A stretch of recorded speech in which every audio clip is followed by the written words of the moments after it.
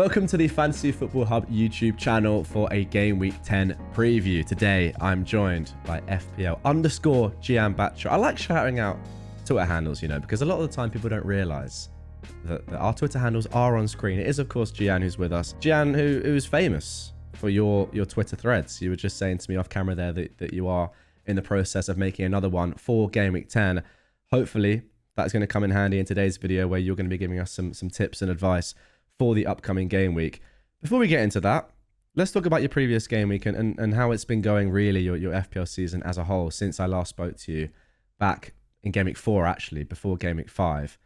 Since then, how's it been? Really, really poor, to be honest. I think, so after game week 4, I was flying, had a really good week, but then 5 onwards, it's been tough. 5, I didn't mind too much because, I just had a bad week, but the fixtures were good. I didn't think I played poorly, so it's fine.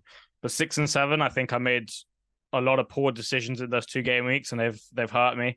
And now I'm looking at the tough game week for this one, and I should be all right if I can get through this one. Okay, well, let's have a look at your team from game week 9. Obviously, a green arrow, as the people can see on screen. Not the worst game week. You can't be too unhappy with the green arrow. So at least finding your way back to a decent rank for this part of the season. What I like about your team and your decision making in general is that you do go against the grain. I mean, you've got the players on screen here. This is without a wild card, as in you haven't wild carded these players in, but you have the likes of Dalot, Tsimikas, Højlund especially, who came in last week. Yeah, Højlund doesn't work out, but you look at Dalot and Tsimikas. Nice differential players there that Tsimikas, for example, is going to be on a lot of wildcards this week. How's it been overall? Last game week? Yeah, so last game week, I was very happy with the team. The reason I bought in Højlund is I couldn't afford Nunes or Watkins.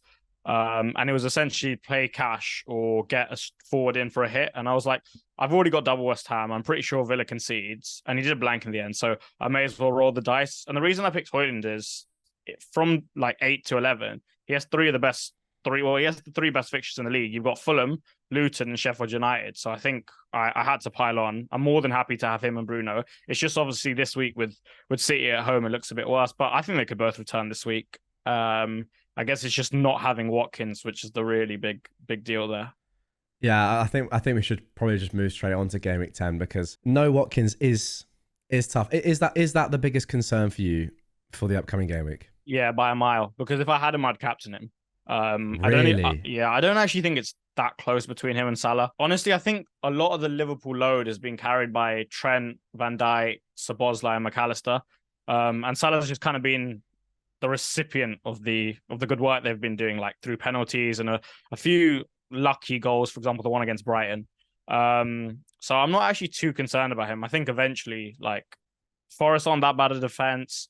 I can see them kind of shutting up shop and maybe Liverpool not creating too much for Salah and maybe him being more of a creative force in that game. Okay. So, I mean, initially, I've got to ask you then, captaincy. I presume with that logic, you're not going to be captaining Salah? Yeah, probably not. If I do, it'll be a very defensive move if I captain Salah. But I'm probably going to captain Haaland. But I don't like that because I think United City will be closer than people think. I think with Maguire back in the sides, and if he implements a system like he did at the Emirates, I don't think City is going to walk through him. So I don't really have an option which I particularly like. And I've got double United anyway, so it's not exactly the most intuitive thing to captain Haaland if I'm trying to maximize my ceiling of the team. Yeah, it's fair enough. I mean, of course, you can bench Dalot, which I assume you'll do, but yeah, I'm doing. Yeah, still not ideal to have, I guess, that many players in that fixture. You can hope for goals. We've seen it before in that derby. It's not too far fetched to hope for a 3-1, a 3-2, that sort of scoreline. But let's talk about transfer plans, and just run me through it. What are you thinking now? I think you have one free transfer, do you? Yeah, I got one. So there are so many routes that you could take. They pretty much all involve a hit, bar Son to Saka. So with Son, I don't actually think his fixtures, and I think this is it's just not being spoken about enough. I don't think his fixtures are particularly great in the next 3. I agree. In 11, you get Chelsea at home, and Chelsea's defense has probably been one of the most solid in Europe this season, to be honest. I know we've probably conceded more goals than we would have liked, but in terms of the actual performance, it's very solid. And it's not particularly a structure which Son excels against. Palace, I know they just shipped 4 to Newcastle, but if they get a few of their injured players back, they've been pretty good defensively at home. There's a reason why Anderson's so high up in the in the points scoring table. So I think that could be a bit tricky. And then we saw Gary O'Neill on Monday Night Football.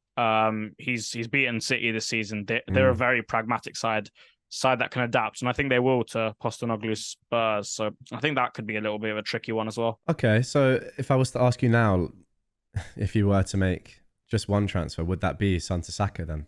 Yeah, if I'm not going to do a hit, it will be that, because if I do that, then I'll captain Saka as well. Really? I think Arsenal could run riot like 4-0. The only thing with Arsenal is a little bit tricky as to who gets it. It's very spread. It could be Odegaard, Saka, Martinelli.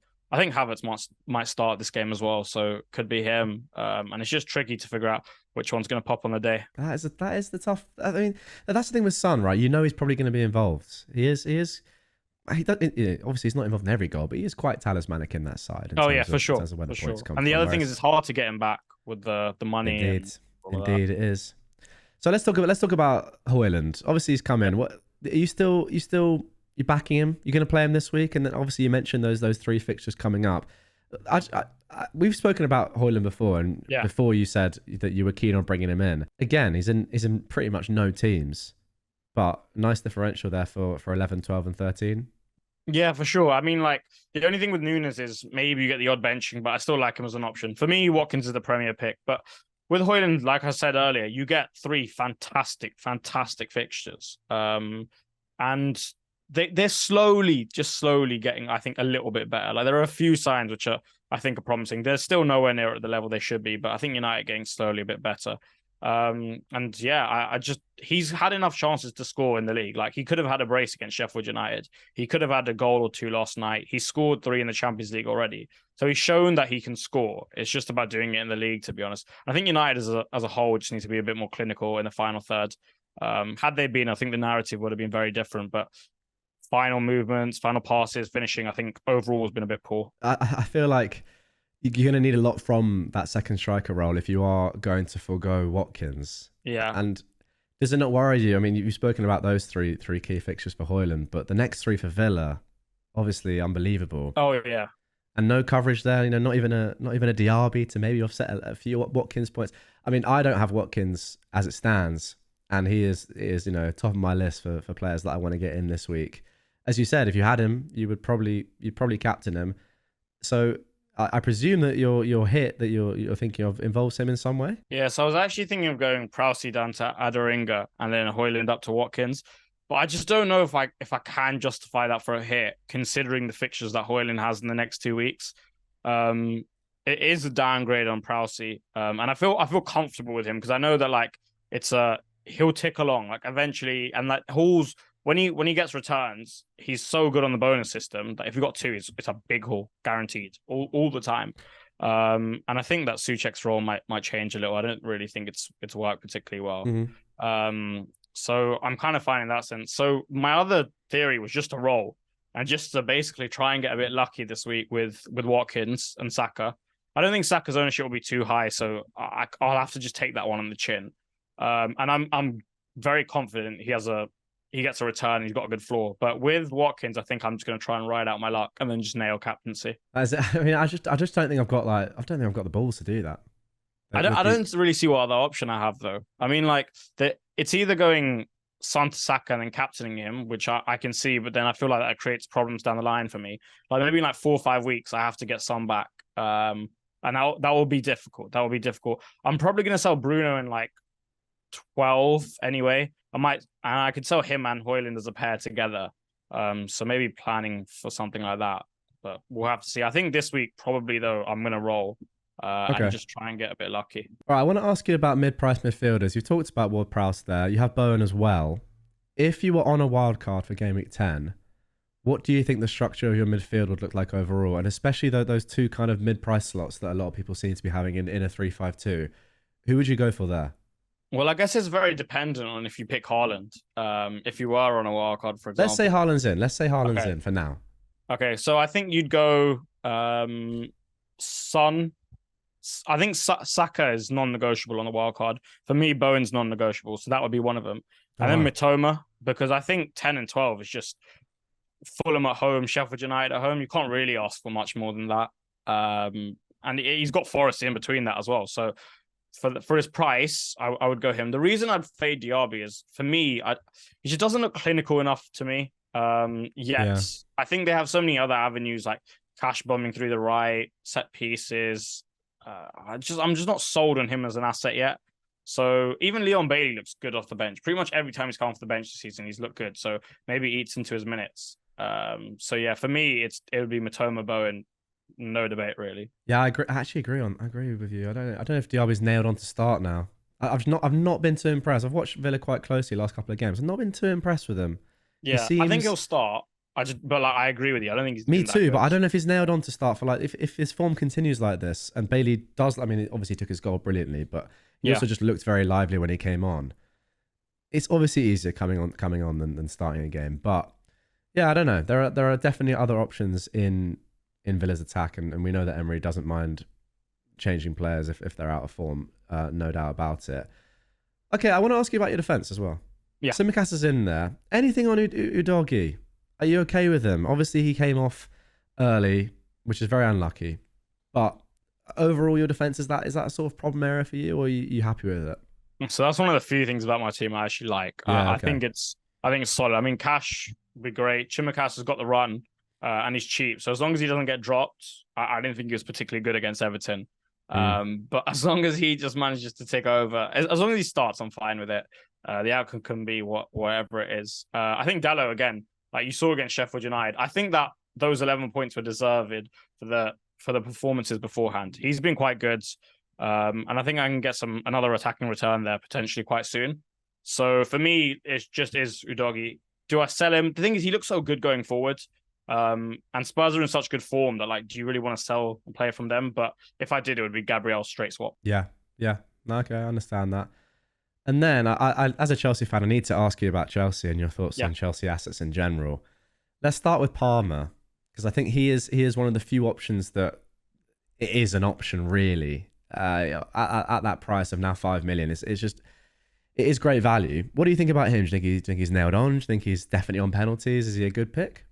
Yeah, I think he's pretty nailed now. Like, I see his only competition really being Sterling if he wants to play Mudryk and Jackson together, or Madueke, but I don't see Madueke as a big threat. So, but if he's going to give him the responsibility of penalties, I think that just shows a lot of trust from like within the group and the manager. And then I don't think he gets dropped, especially with the form he's in. I don't think he'll play Mudryk, Sterling, and Jackson as a front three. So I think he's pretty much nailed. He facilitates 3-4-3 so well.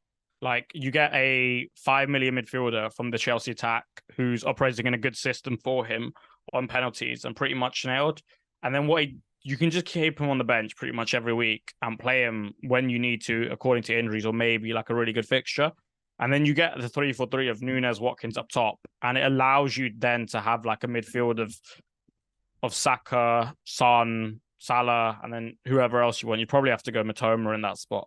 And I guess the reason for that is just so that you can have Nunes and Watkins together. And if you think that's the way forward with the next 3 fixtures and being super aggressive with that, then I think it's a very good strategy.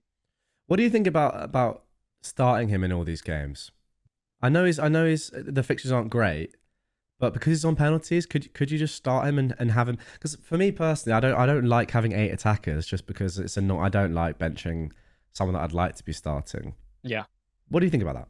Yeah, so I think a lot of wildcard 10 teams have poor team value just because they've lost so much as everyone else kind of ticked over because assets have done well. So I've seen a few drafts where like it's 3-5-2 with him in it. So I think if you're going to choose Son in a 3-5-2, then it makes a lot more sense to have Palmer as your 5th attacker, because it's kind of difficult to have him in a 3-5-2 with poor team value. But overall, I don't like it. I just don't think he's worthy of being your 7th attacker in the team. 8th in a 3-4-3 and without Haaland, sure, but not as your 7th when you have to play him week in, week out with poor fixtures. Okay, fair enough. Now, to end this video, let's just have a look quickly at your AI recommended transfers for this week. I don't know if you've already looked at these on the website, but it's interesting because you're looking to get aggressive, but actually, according to the website, the best option is to roll. Yeah. What do you think? Yeah, I think I probably will end up doing that. Okay. I just don't want the headache of losing the value in Son and having to get him back. Yeah. I actually don't think Spurs smash Palace, but I'm aware he could still haul.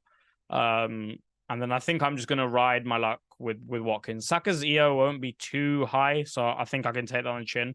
With Watkins, I'm just going to have to get a bit lucky. But if I can fade Watkins this week, if somehow he gets like 6 points or less, It's then just hard, I'm in, though, isn't it? yeah, but Losing then I at think home, man. I'm in a really good position to have a pretty decent week if he can just not go too berserk. It's tough because he's not a premium player that, you know, the likes of Salah or Haaland that we expect to you know, their floor against a team like Luton is one return, right? Worst, it would be an absolute shock if they were not to get a return. So of course he could blank or just, you know, get one goal and not be in the bonus. But I don't know. It's just hard to go against him when he's in great form. The team are playing so well, especially at home, and it's Luton. Luton have been they have been better recently defensively, but it's a tough one nonetheless. Okay then, Jian, that is going to do it for this one. Thank you very much for your tips and advice for the upcoming game week. Once again, guys, if you would like to see your own personalized AI recommended transfers, link to sign up to Fantasy Football Hub for free for 7 days is down below. So you might as well use that free trial. Jian, looking forward to your thread on Twitter whenever that is out. Of course, as well, guys, if you didn't know, Jian has his own video on this very YouTube channel every single game week. What's it called? 10-minute FPL pod? You just 15, give 15. Is it 15 Yeah. now? Wow, Yeah, it's gone up. They're giving you 5 extra minutes. It must be going well. Was 10 minutes too short? Yeah, 10 minutes was too short. To kind of cram okay. everything in, it was just a bit too short. With the analysis and stuff, it is. Yeah. Short. Yeah. Fair enough. But still kind of bite-sized, I would say. Like if you want, you know, less of a discussion, more of a, this is the information that you need from Jian, who we all know from his Twitter threads and being in the videos, is very succinct, good information. That is the video to check out. I'll link that down below. But also, yeah, just turn notifications on every game week. You will see that from Jian. If you want just his thoughts and less of my rambling, maybe I'll watch that video instead of this one in the future. Thank you very much as always, mate. Good luck for next game week. Interested I might need it. Well, we'll see. I'm interested to see who you're obviously a brave manager, right? We know this. But I'm interested to see what you end up doing in terms of your transfers this week. Whether, because I know in your spot, I would really, really struggle, I think, not having someone like Watkins in there. Despite the fact that you have an alternative option. I don't know, it's tough. I'm pretty sure I'm going to roll. I'd be very surprised if I didn't roll. I like roll. I like roll as a shout. Gives you options at least. And the thing with rolling is it's never a negative, like, because you are always gaining that extra transfer. At least. That's the other thing, because everyone else is going to pretty much have 1 free next week, yes, just 100%. In case something happens. I get 2 for next week. So yeah, exactly. I mean, we never know how the game week will pan out in terms of points, but if you roll, you know for sure that you'll probably have an extra transfer over me and other people for sure. Next week. Okay, mate. Thank you very much as always. Good luck for next game week, as you said you may need it. But yeah, I'll see you very shortly for another game week preview and an overall monthly summary of how you've been doing. And yeah, guys, thank you very much for watching.